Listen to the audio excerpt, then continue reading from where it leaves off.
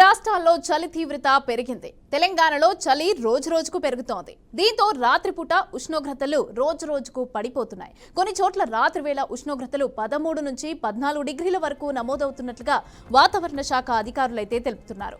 పగటి వేళ కూడా అత్యల్పంగా 20 నుంచి 23 డిగ్రీల ఉష్ణోగ్రతలు నమోదవుతున్నట్లుగా అధికారులు అంచనా వేస్తున్నారు. ఇక వచ్చే రోజుల్లో చలిగాలుల తీవ్రత మరింత పెరిగే అవకాశం ఉందని కూడా అధికారులు తెలిపారు.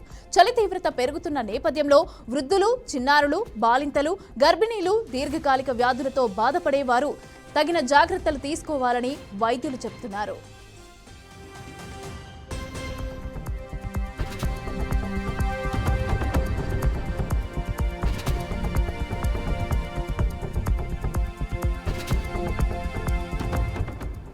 ఇక ఏపీలోని ఏజెన్సీ ప్రాంతాల్లో పగలంతా మంచుతెరలు వీడటం లేదు.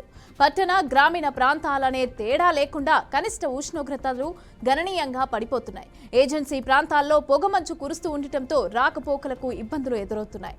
అల్లూరి సీతారామరాజు జిల్లా జీమాడుగులలో అత్యల్పంగా 11 డిగ్రీలు నమోదైంది. ఇక దీంతో వృద్ధులు, చిన్నారులు, దీర్ఘకాలిక వ్యాధులు ఉన్నవారు ఇబ్బందులు పడుతున్నారు. ఇక రాబోయే రోజుల్లో ఉత్తరాంధ్ర జిల్లాల్లో కనిష్ట ఉష్ణోగ్రతలు సాధారణం కంటే తక్కువగా నమోదవుతాయని వాతావరణ శాఖ అంచనా వేస్తోంది. డిసెంబర్ తొలివారం నుంచి చలిగాలులు పెరిగే అవకాశం ఉంది. ఇక ఉత్తర, ఈశాన్య భారతం మీదుగా వీచే గాలుల ప్రభావంతో రాష్ట్రంలో చలి ప్రభావం పెరుగుతోందని వాతావరణ నిపుణులు చెబుతున్నారు.